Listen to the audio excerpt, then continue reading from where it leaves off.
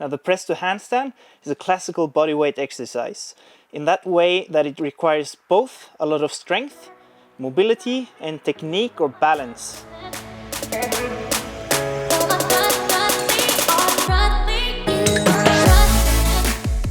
So in my opinion, we should approach this move by practicing from all of these three particular approaches, namely strength, mobility and balance.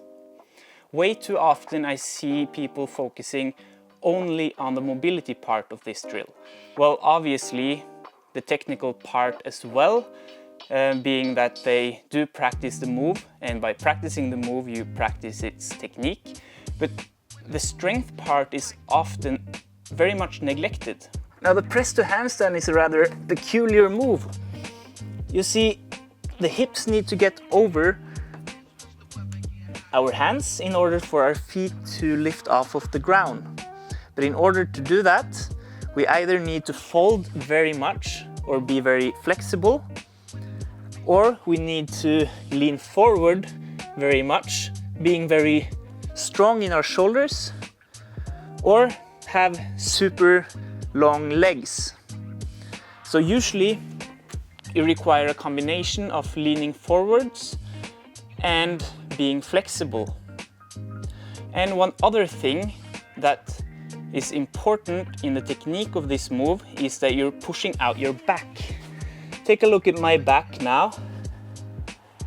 Look at how I'm pushing out my back in order for my body or my upper body to compress and get shorter so that my legs get longer compared to my upper body. This way it's easier to get our hips over our hands and get our feet to lift off the ground. Another thing to make notice of is how my hips or pelvis are tilted. A lot of people have the impression that your hips should be tilted this way, but that way you need to be super flexible and have super long legs. So we need to tilt it forwards in order to get our legs down. So this is one of the mistakes people often make when they're practicing it, especially when they're only practicing elevated technical drills, or when they're only practicing elevated press to handstand where you have your legs on something high in order to make it easier. The thing is, when you have your legs high, you can get away with having an anteriorly tilted pelvis, meaning you're not really practicing the technical part of the press to handstand properly, because you want to practice it like you would if you are doing it from the ground. A lot of people also have the impression that their shoulders should be all the way extended, all the way through a press to handstand. But this is going to be very difficult. If you want this to be how you do a press to handstand, you will either need, or you will actually both need super long legs and be extremely flexible. And I've seen actually very few people do it with their arms in line with their body. Even a lot of professional hand balancers do lean forwards a bit in their shoulders, although it's only a little bit. So when you're leaning forward, in order to make it a bit easier for yourself, you need quite a bit of shoulder strength. And the best way of developing this strength is actually practicing towards the plunge or the tuck plunge. So the tuck plunge can be a very useful exercise, even though you're not chasing the full plunge like some people do. I think it's a big misconception that you shouldn't be training plunge if your goal is not to do a full plunge, because in reality most people won't be able to achieve a full plunge. But the strength you develop by training plunge strength is very translatable, especially to press to handstand and different handstand moves. If we think about it, a plunge press is nothing but a very, very, very inflexible press to handstand. So what drills can we use to develop both flexibility, strength and technique for the press to handstand? Let me show you guys. I think most people have a slight idea of how to practice the flexibility for the press to handstand. The pancake stretch is a classic, and you just need to get your chest down. As you can see, I'm not super flexible, and we also want to develop some active flexibility in our hip flexors and our quads. And one way to do that is by doing repetitions and lifting up like this, or you could try and get into or rolling up to the straddle L. Or you could lift one leg at a time, just developing some strength so we're able to access this position and not just push ourselves into it. This is often also referred to as compression strength. Another way to develop a relevant compression strength, even more relevant in fact, is doing these sort of press walks where you are leaning forwards and walking with both legs at the same time. If this is very difficult in the beginning, you can walk one foot at a time.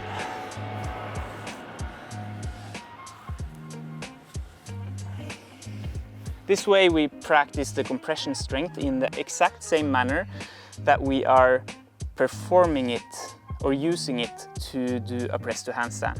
When it comes to the strength part and strength drills that you can use, I already told you that planche strength is super relevant for the press to handstand, and it's also obviously relevant to the planche.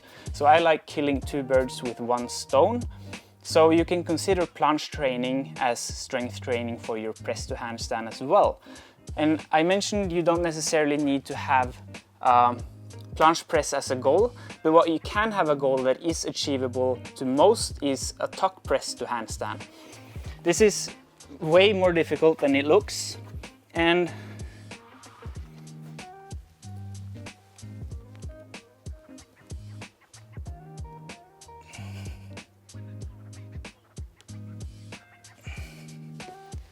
this strength is super relevant for the press to handstand.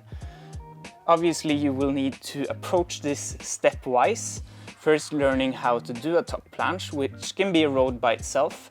And by the way, if you are not able to do a tuck planche hold and wondering why you can't do a press to handstand, I would guess that your strength might be lacking. Your first goal is doing a tucked planche hold, and then you can further develop it into a tuck planche press by using exercises such as pike negative to tucks, or you could do tuck handstand negatives, or you can do a variety of different drills that will get you there eventually. Regarding technical drills, you obviously first need to get a solid handstand. That's a must. And when you have that, the first step might be to do a solid tuck and up again, or tuck ups, or you can do straddle ups, which is also very relevant for the press to handstand. But this is basically just learning to control your legs. None of these moves are actually, well, the tuck to handstand is actually can be a little bit strength-wise difficult, but both of these exercises are actually more about learning to control your legs and your pelvis position as you are doing the tuck ups. So as you can see in the tuck handstand or the handstand tuck ups, as you enter a tucked position from a handstand, your pelvis will anteriorly tilt and get over your shoulders. So this is sort of the first step of a press to handstand, or the second one if you're doing it from the ground. And the next step, you need to tilt it back posteriorly. That is, you need to tilt your pelvis posteriorly while compressing your legs towards your body and pushing out your back to make your upper body shorter. And by pushing out your back, you also pull with your spine extensors. This is also what a lot of people don't realize, that they're pulling with their spine extensors. And I know spine extensors are also lower back, and people have an idea that you're using your lower back when you're pressing to handstand, but you're actually using the upper part of the spine extensor, so the sort of part that's bulging out when you're doing the press like this.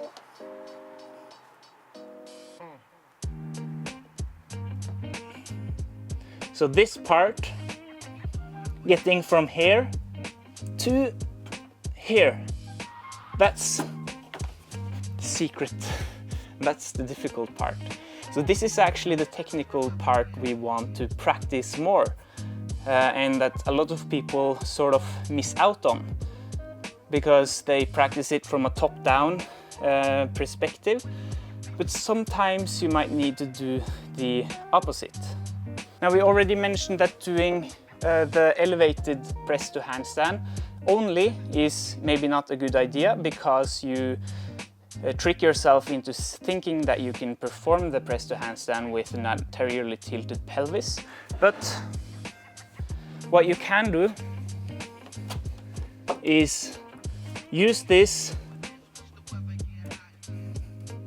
elevated press to handstand and then continue down again. So you sort of divide the exercise in two parts and then try to make a small jump to get up, like so. And you can make a small jump like I showed you to get up to the chair again, or the platform, or whatever you're using. But try to jump as little as possible and focus on actually leaning slightly forwards in your shoulders and pushing out your back, trying to activate the right muscles. Another super useful drill for training the technique for the press to handstand is doing straddle jump ups. Now, straddle jump ups, you start with your hands on the ground, split legs, and you jump up to a straddle handstand. Focusing on getting your hips up first.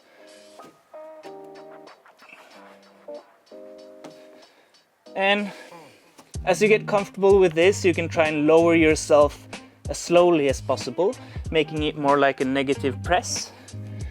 And you can try and jump less.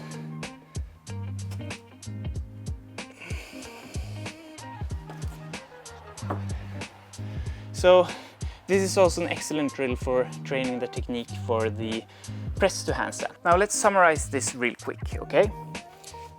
The press to handstand will be easier the more flexible you are in a pancake position. You will also require some active mobility here, known as compression strength. But you don't need to be flexible in order to do a press to handstand. You can be super strong instead. But gaining this strength takes time. So approaching it from different directions is a good idea. Now, allowing yourself to lean forwards a little bit in your shoulders will make your life much easier. You should also focus on pushing out your upper back to make your upper body shorter. And like any technical drill or technical skill, you need to introduce technical drills in order to learn it. Practice it a lot. So I hope you guys enjoyed this short tutorial and that it will help you on the road to the press to handstand. I just released a press to handstand module on my app, so you can check that out if you need some help organizing and structuring your workouts. Otherwise, good luck on your journey and see you guys next time.